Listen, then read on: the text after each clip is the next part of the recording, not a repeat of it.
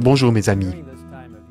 En cette période de l'année, surtout ici aux États-Unis, nos pensées se tournent souvent vers la maison, alors que les familles se préparent à se réunir pour célébrer ce que l'on appelle le Thanksgiving. C'est un moment spécial pour remercier Dieu des bénédictions de l'année et passer du temps avec les proches et pour aider les moins fortunés. Mais nous le savons tous, cette année est très différente. À cause du coronavirus, la vie a été bouleversée de nombreuses façons. Les familles et les amis sont dissuadés de se réunir. De nombreuses communautés religieuses ne se rencontrent plus en personne. Les difficultés économiques frappent partout.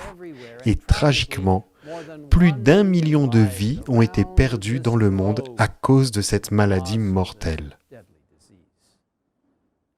Lorsque nous regardons l'année 2020, il ne semble pas qu'il y ait beaucoup de raisons de se réjouir. Toutefois, nous sommes encouragés par 1 Thessaloniciens, chapitre 5, versets 16 à 18. Soyez toujours joyeux, priez sans cesse, exprimez votre reconnaissance en toutes circonstances, car c'est la volonté de Dieu pour vous en Jésus-Christ. Incroyable! Ce court passage de l'Écriture nous donne une description claire de la volonté de Dieu pour chacun d'entre nous. C'est-à-dire, numéro 1, être toujours joyeux. Numéro 2, prier sans cesse. Et 3, exprimer sa propre reconnaissance en toutes circonstances. Pourquoi Dieu nous demande-t-il d'être joyeux, de prier et d'exprimer notre reconnaissance même dans des circonstances difficiles? Vous voyez, dans la Bible, on nous présente plusieurs exemples de personnes qui ont fait exactement cela. L'un des plus significatifs se trouve peut-être dans le livre des Actes, dans le Nouveau Testament. Paul et Silas étaient dans la ville de Philippe, prêchant l'Évangile, lorsqu'une jeune fille possédée par des démons se mit à les suivre, criant et semant la confusion partout où ils allaient. Nous lisons dans Actes, chapitre 16, versets 18 et 19. Elle a fait cela pendant plusieurs jours. Paul, agacé, s'est retourné et a dit à l'esprit, « Je t'ordonne au nom de Jésus-Christ de sortir d'elle. » Il est sorti au moment même.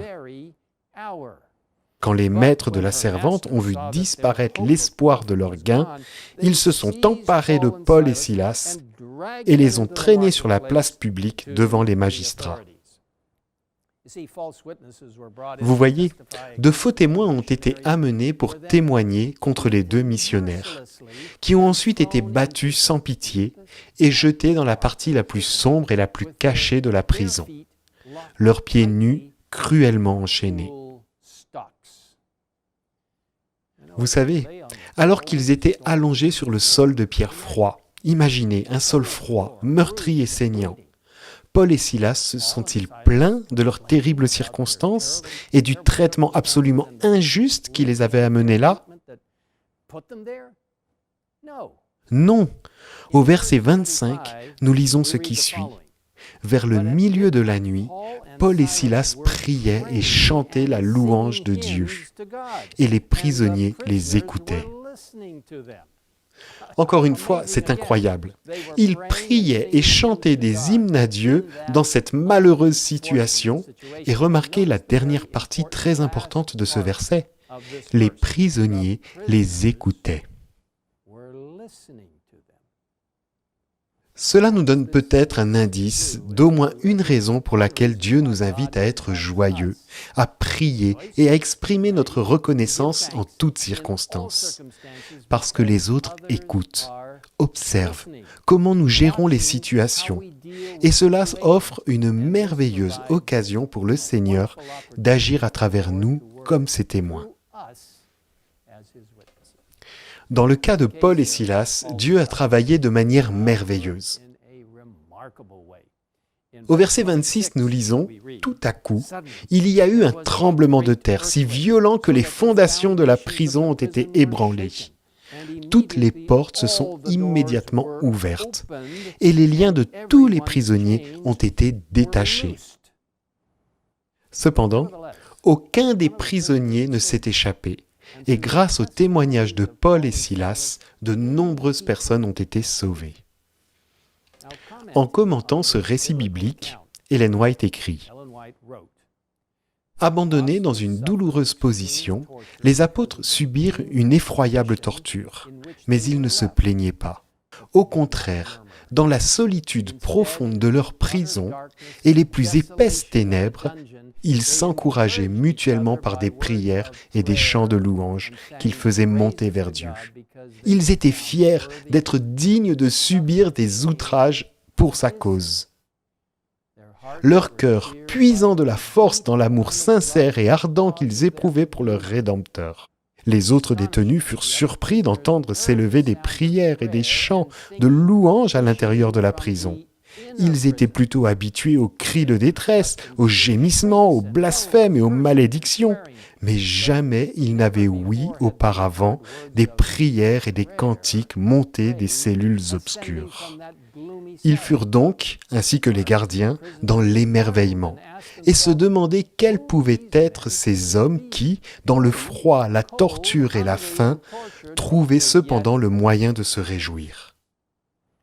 Vous voyez, mes amis, quel incroyable et bel exemple, cela me touche au plus profond de mon cœur. Quelles que soient les difficultés que nous rencontrons, avec Dieu comme Sauveur, nous avons toutes les raisons de suivre le conseil biblique. Soyez toujours joyeux. Priez sans cesse, exprimez votre reconnaissance en toutes circonstances, car c'est la volonté de Dieu pour vous en Jésus-Christ. Prions ensemble. Père Céleste, nous te remercions de nous avoir conduits jusqu'ici. Nous savons que de nombreuses personnes dans le monde entier sont confrontées à des situations inhabituelles, à des maladies, à des difficultés financières et à des problèmes familiaux. Seigneur, viens auprès de chacun d'eux. Aide-les à se rappeler que même dans certaines des situations les plus graves, même pendant les persécutions religieuses et toutes sortes de difficultés auxquelles ton Église est confrontée, nous, en tant que croyants, en tant que disciples, en tant que tes enfants,